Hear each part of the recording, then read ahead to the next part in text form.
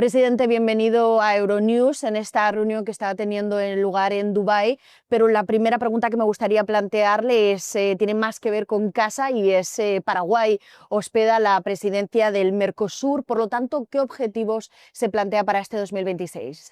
Muchas gracias, María. Muy contento. Realmente esta presidencia le encuentra a Paraguay en un momento muy bueno.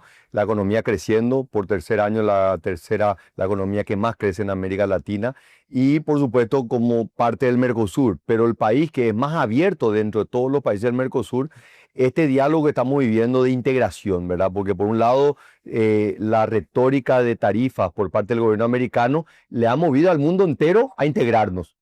Un acuerdo entre el Mercosur y la Unión Europea, 25 años de discusión, finalmente los últimos días de diciembre se aprueba y en enero le dio el empuje final, así que un agradecimiento ahí al presidente Trump que nos llevó finalmente a esta conclusión. ¿Sin Trump no se hubiese firmado? Yo creo que no.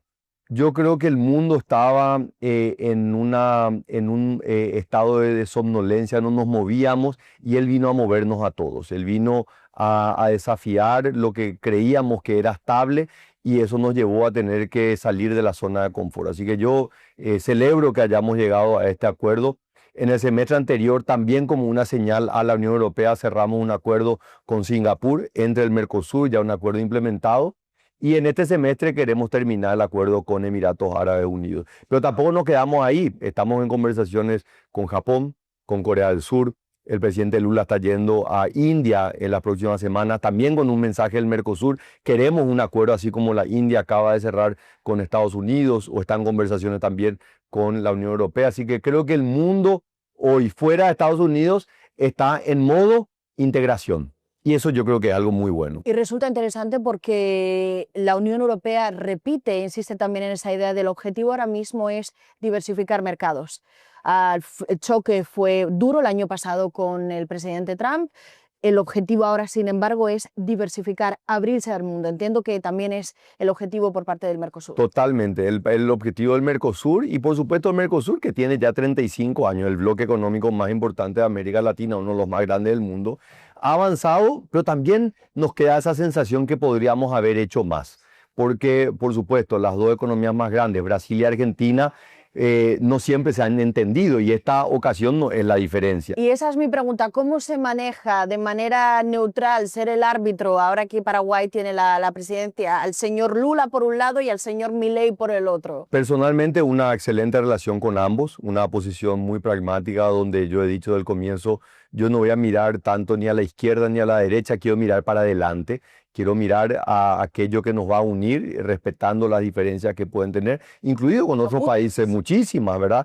Pero también esa ideología o ese extremismo ideológico le ha hecho mucho daño a América Latina. El supuesto socialismo del siglo XXI lo único que hizo fue dividir a los países de América Latina. Hoy queremos dejar atrás eso y queremos mirar para adelante. Queremos ser respetuosos por la democracia, es así, cada pueblo elige a sus líderes y obviamente cada pueblo sabe por qué elige a sus líderes, pero tenemos que trabajar en una integración que le sirva también a nuestros pueblos. Así que hoy te digo que Mercosur está pasando un buen momento, a pesar de las diferencias que podamos tener en términos de cierto sesgo ideológico, pero hay un entendimiento que el Mercosur tiene que avanzar. Y hablando de continuar la agenda de comercio, se ha firmado el Mercosur, pero la gran pregunta es cómo se va a llevar a cabo la implementación del acuerdo. Bueno, Paraguay corre en punta. Yo ya la semana pasada presenté al Congreso de la Nación Paraguaya el acuerdo y entendemos que la Unión Europea tiene las herramientas legales para implementarlo de manera transitoria una vez que un país ya lo ratifica. O sea, ustedes cuentan con que se va a aplicar de manera transitoria. Nosotros no entendemos. Inmediata. Nosotros estamos trabajando para que así sea y nosotros queremos que Paraguay sea el primer país en implementarlo. ¿Y de no ser el caso, lo consideraría un fracaso?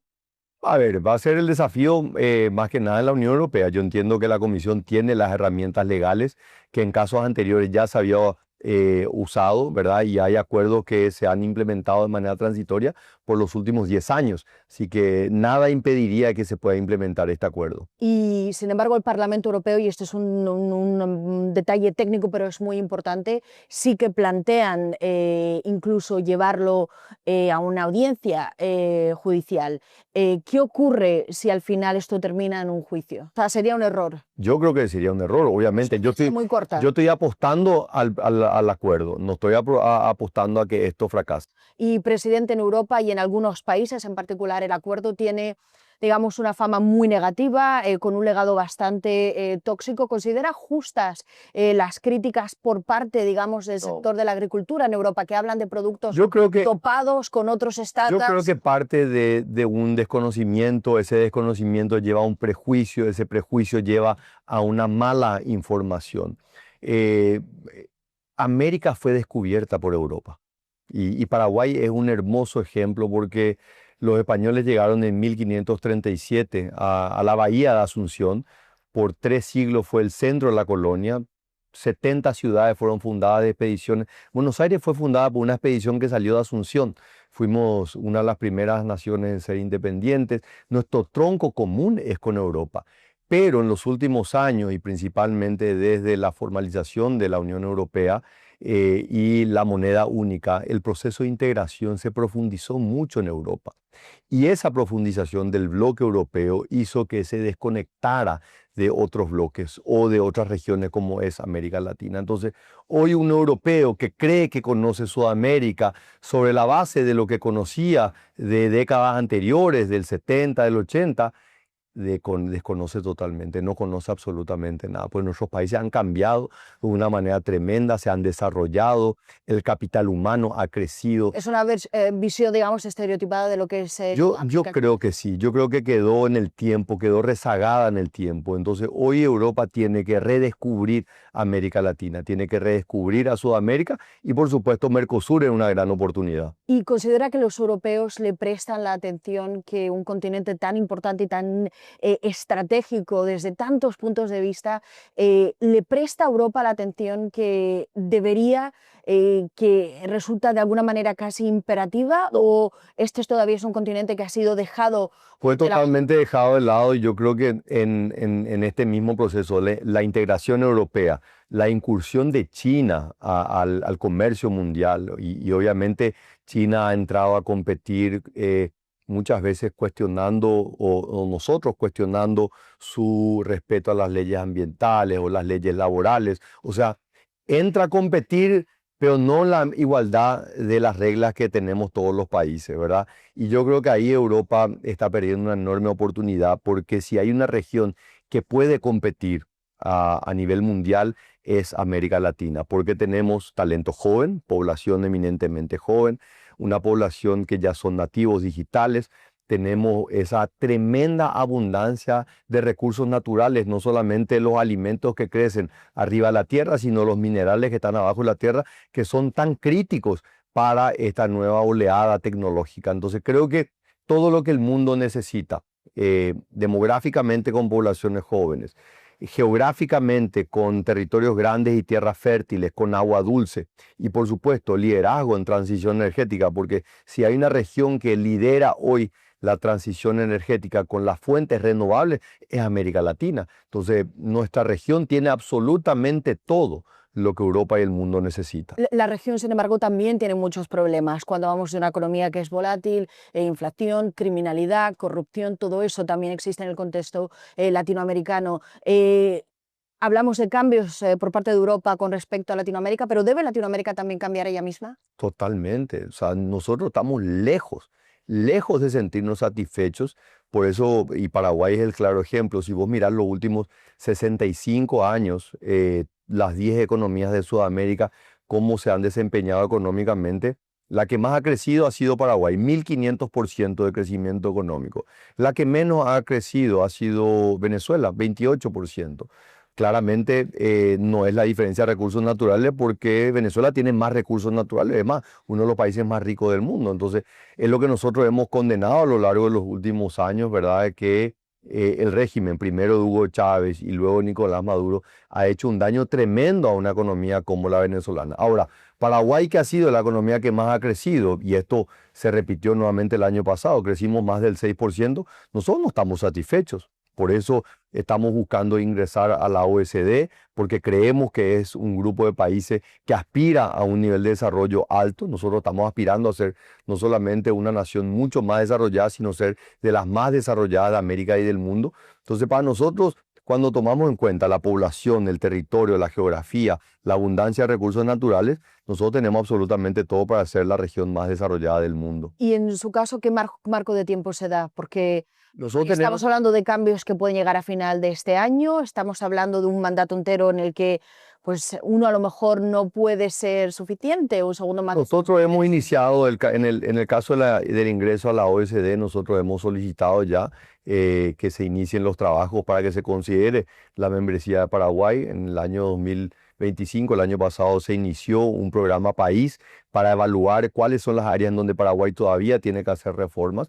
Y nosotros estamos llevando adelante reformas muy profundas dentro de nuestra administración pública, reformas en materia de compras públicas, el manejo del servicio civil. O sea, estamos realmente tratando de tener los estándares más altos. Y fue eso lo que nos permitió que el año pasado Paraguay alcance el grado de inversión y por supuesto, un reconocimiento tan alto por parte de las calificaciones. Para el Tesoro cambia todo a la hora. Totalmente, bajan las tasas de interés, el acceso al financiamiento. Esto le beneficia también al sector privado, que hoy es el gran receptor de la inversión extranjera directa, que permite que Paraguay también esté liderando no solamente en los grandes números económicos, sino también en los indicadores sociales, la reducción de la pobreza, la formalización del empleo, la generación de empleo de calidad, que es finalmente lo que estamos aspirando. Y, presidente, usted ha hablado de lo ocurrido en Venezuela, que es una gran tragedia para América Latina. Nicolás Maduro ahora mismo está en una cárcel en Nueva York, pero el futuro del país es muy incierto. Me gustaría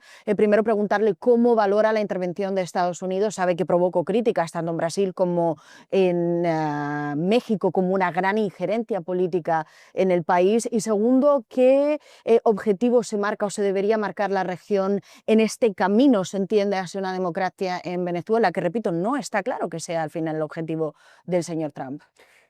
Yo creo que Paraguay tiene probablemente como ningún otro la mayor responsabilidad en contar nuestra propia experiencia, ¿verdad? Porque si nosotros estamos convencidos y Paraguay está convencido que lo que había en Venezuela era una dictadura con todas las letras, una tragedia humanitaria que expulsó a 8 millones de venezolanos, que encarceló injustamente a miles de políticos y diferentes actores sociales. Nosotros entendemos como el país que ha vivido la dictadura más larga de Sudamérica. Paraguay vivió 35 años del régimen militar de Alfredo Stroessner. Nosotros sabemos que los dictadores no se van con panfletos y manifestaciones en la calle. Por lo tanto, ¿cree que la intervención de Estados Unidos estaba justificada?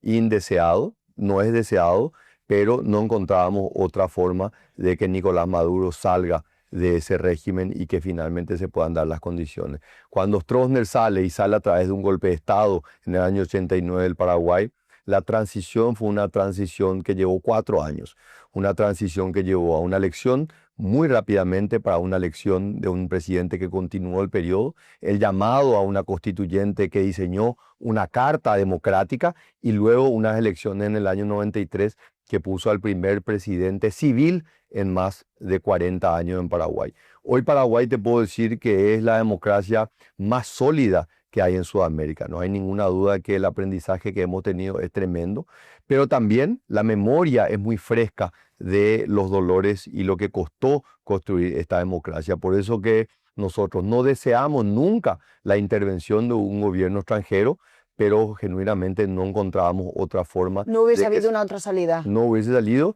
y estaríamos pasando gobiernos y décadas y probablemente hoy estaríamos lamentando de que no hubiese todavía un cambio en Venezuela, como lamentamos que todavía no haya un cambio en Nicaragua o como lamentamos que todavía no haya un cambio en Cuba, que son naciones donde deseamos que también se pueda dar un cambio lo más rápido posible. Y presidente, muchos de sus colegas también repiten esa misma línea.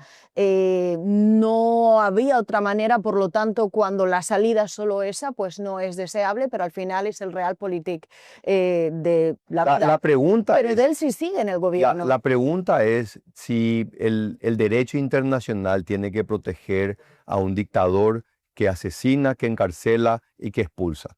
Ahí donde tiene que entrar a interpelarnos a nosotros, ¿a quién tienen que proteger las leyes internacionales? ¿Verdad? Por eso nuestro entendimiento de que por más indeseado que haya sido una intervención militar, no había otra forma de poder liberar a tantos venezolanos que estaban encarcelados. Ahora la cuestión es si Delcy fue electa, no fue electa. Paraguay particularmente no reconoció la victoria de Nicolás Maduro. Nosotros reconocimos a Edmundo González como el legítimo ganador de las elecciones.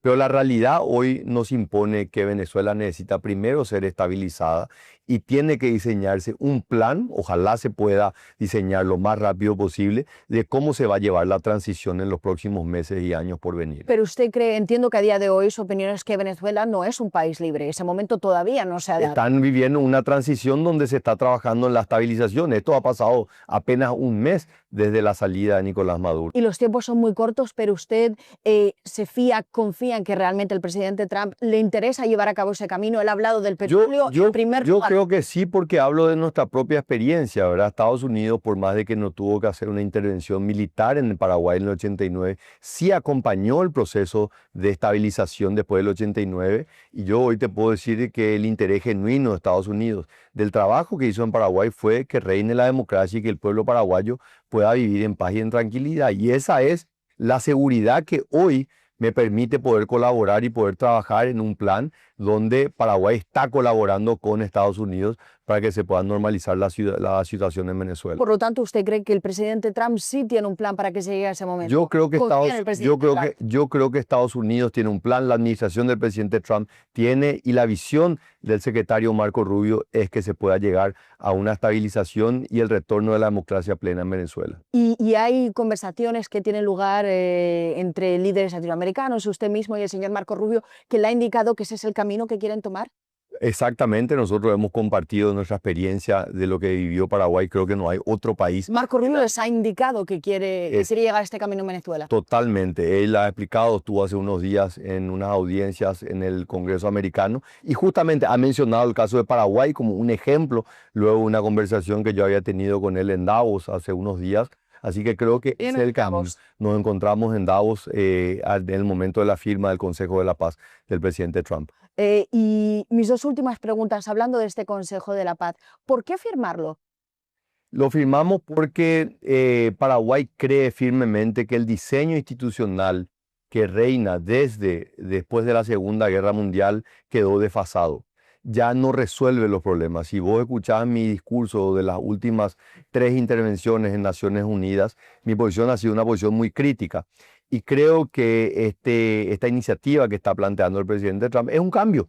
Si lo que tenemos no ha funcionado... Que viola el derecho internacional, que es una ONU de pago. Y la verdad que el sistema actual no funciona. Y a la última pregunta, eso sí, el presidente Trump ha hablado de la doctrina Donre, que recuerda a la doctrina Monroe, que evoca en Latinoamérica también recuerdos muy dolorosos. Algunos ven no solo influencia, sino una injerencia muy fuerte entre Estados Unidos en países que son soberanos.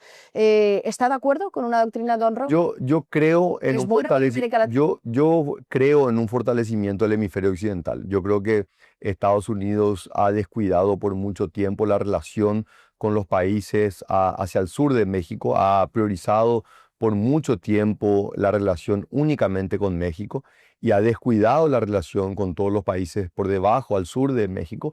Creo que este interés que está reflejado... ¿No lo entiende como una injerencia? No, para nada. O sea, no es yo creo que depende de cada país, de cuán fuerte cada país se sienta. Yo creo que ningún país, ni Estados Unidos, de China, va a resolver la situación de los países en América Latina. Creo que nosotros tenemos que ser responsables por nuestras acciones, tenemos que fortalecer nuestras instituciones, tenemos que integrarnos al mundo.